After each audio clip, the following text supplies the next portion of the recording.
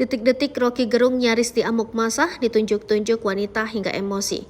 Akademisi sekaligus pengamat Rocky Gerung nyaris diamuk massa usai diperiksa di Barreskrim Polri Rabu 6 September 2023. Dalam tayangan video yang beredar, Rocky Gerung bersama sejumlah pengacaranya nyaris diamuk massa saat keluar dari kantor polisi.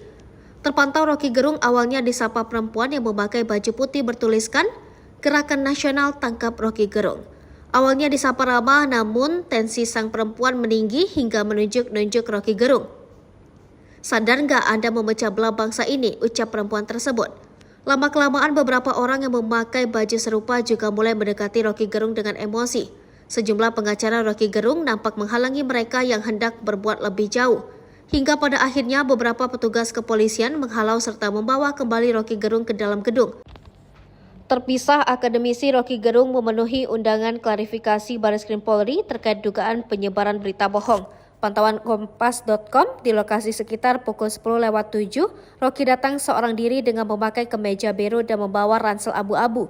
Sebagai informasi, laporan terhadap Rocky ini imbas dari pernyataannya yang dinilai oleh sebagian pihak membuat unsur kebencian berbasis sara dan menghina terhadap Presiden Joko Widodo.